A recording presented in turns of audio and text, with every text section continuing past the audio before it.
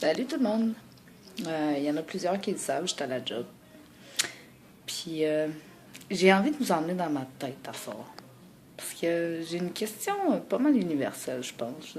J'ai en plein questionnement, puis je pense que je suis pas la seule à me poser la question. Donc, dans ma tête ce soir, je me demande c'est quoi l'amour? Il y a quelqu'un qui m'a demandé de définir le verbe aimer. Fait que j'ai décidé de prendre le dictionnaire. On prend le dictionnaire. Attendez, je vous montre le dictionnaire. On cherche le mot amour. Donc, si on lit dans le dictionnaire. Non masculin. La première définition. En passant, le dictionnaire, c'est le petit Larousse. C'est lui qui a à peu près le plus de définitions. Moi, j'appelle plus ça des interprétations, mais bon. Dans le dictionnaire. Donc, sentiment très intense, attachement englobant la tendresse et l'attirance physique entre deux personnes. Éprouver de l'amour pour quelqu'un. Sérieusement, si je m'arrête à cette définition-là, je suis amoureuse de plusieurs personnes. C'est un sentiment, puis pas juste de gars, autant gars-filles. Il semble que quand j'aime quelqu'un, il y a une attirance autant intellectuelle que physique. C'est comme j'aime faire des câlins, j'aime...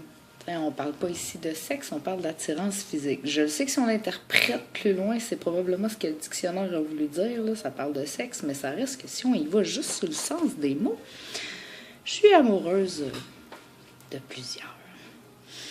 Donc, ensuite, on me dit faire l'amour, avoir des relations sexuelles avec une partenaire. Est-ce que tu peux avoir des relations sexuelles sans faire l'amour? Je dirais oui. J'ai baisé souvent, mais j'ai pas fait l'amour souvent. Hein?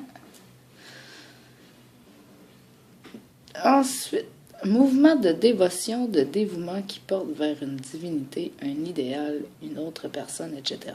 L'amour de Dieu, de la vérité, du prochain. Ça, c'est vaste. Dans le fond, c'est aimer tout. La troisième, on me dit goût très marqué, passion pour quelque chose, l'amour des pierres, des bateaux, un amour de quelque chose, de quelqu'un de charmant, d'adorable, un amour de lampe. Vous voyez des définitions de l'amour, il y en a plein. Représentation allégorique de l'amour, souvent sous la forme d'un enfant armé d'un arc.